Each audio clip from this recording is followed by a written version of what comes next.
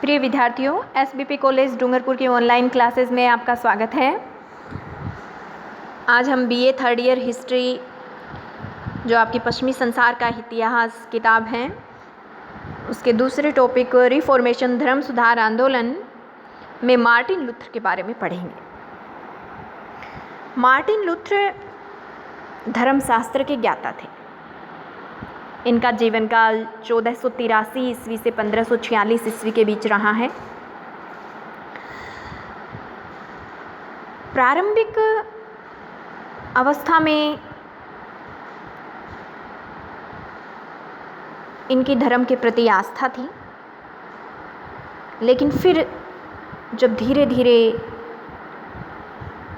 इनके मन में तर्क जागृत हुआ तो वह आस्था भी अडिग नहीं रह पाई। 1512 ईस्वी में जब ये रोम की यात्रा पर गए तो पोप की वैभवशाली, पतित, निरंकुश, स्वेच्छाचारी जीवन शैली को देखकर इन्हें बहुत पीड़ा हुई और इनके मस्तिष्क में विद्रोह की चिंगारी जल उठी। और 1517 ईस्वी में घटी एक घटना ने तो इस चिंगारी को विद्रोह की मशाल का रूप दे दिया।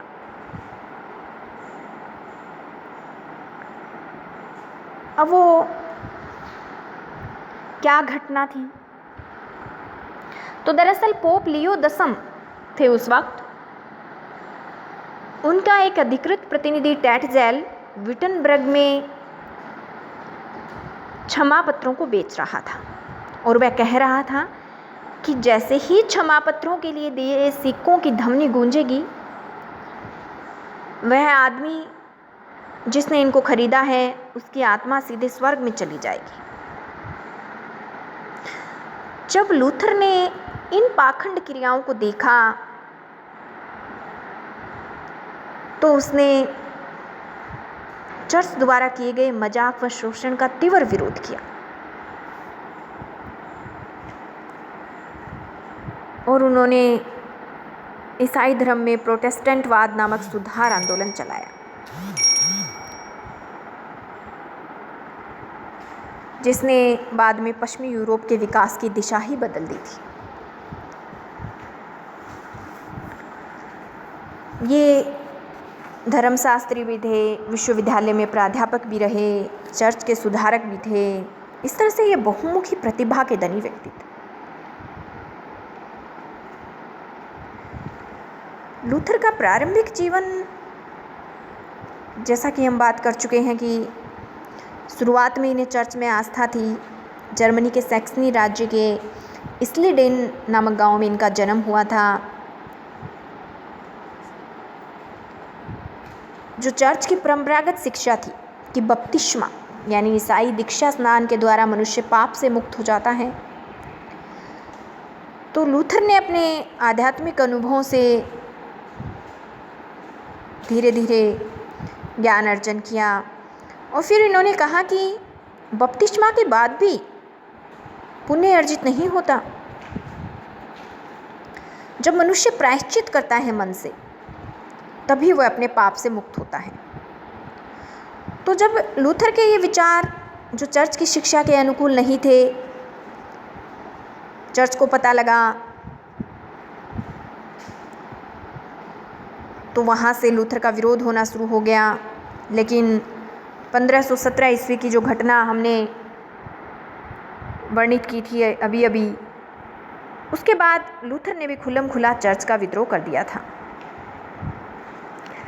चर्च ने लूथर को कहा कि वो माफ़ी मांगे, पर लूथर ने ऐसा नहीं किया और उसने कहा कि बाइबिल ही ईसाई धर्म का एकमात्र आधार है और 3 संस्कार बपतिस्मा, पाप स्वीकार और यूखारिस्ट को ही उसने स्वीकार किया। लूथर को जर्मन शासकों का भी समर्थन था,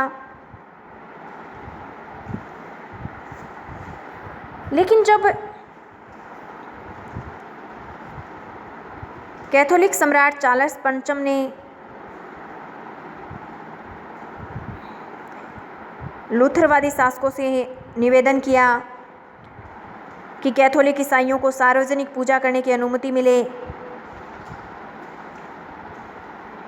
तो लूथरवादी शासकों ने उस प्रस्ताव के विरोध में चार्ल्स पंचम के पास एक प्रोटेस्ट भेज दिया, जिसके सामने उनको झुकना भी पड़ा। इसी कारण इस नए धर्म का नाम प्रोटेस्टेंट रखा गया।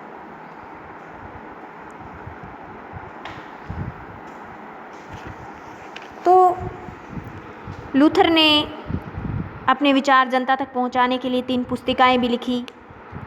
जर्मन सामंत वर्ग को संबोधन, इसमें उन्होंने कहा था कि ईसाई धर्माधिकारी वर्ग में कुछ भी पवित्र नहीं है और इनके विशेषाधिकार समाप्त होने चाहिए, और जर्मन शासकों को विदेशी प्रभुत्व से मुक्त होना चाहिए। उनकी दूसरी किताब थी ईश्वर के चर्च की बेबीलोनियाई कैद। इस परिपत्र में उन्होंने पोप और उसकी व्यवस्था पर प्रहार किया था। उनकी तीसरी जो पुस्तिका थी वो थी ईसाई मनुष्य की मुक्ति। इसमें उन्होंने मुक्ति के अपने सिद्धांतों का प्रतिपादन किया था, और इसी दौरान उन्होंने बाइबिल का भी जर्मन भाषा में अनुवाद किया था।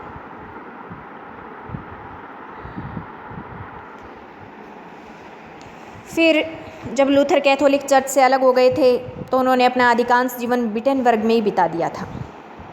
वहीं वह विश्वविद्यालय में व्याख्यान देते रहे, अपनी विभिन्न किताबें लिखते रहे। 1546 में वो मैन्सफेल्ड चले गए थे किसी विवाद को सुलझाने के लिए। फिर वो अपने जन्म स्थान आइसलेबन आ गए थे। धीरे धीरे लूथरवाद जर्मनी के निकटवर्ती देशों में भी फैल गया था, और आजकल तो लूथरवाद विभिन्न देशों में है। 19% लूथरवादी विद्यमान हैं। ईसाई धर्म में देखें तो हम इनका प्रधान केंद्र जर्मनी ही है। स्कैंडिनेवियाई देशों में भी विद्यमान है, ये उत्तरी अमेरिका में भी है। धन्यवाद।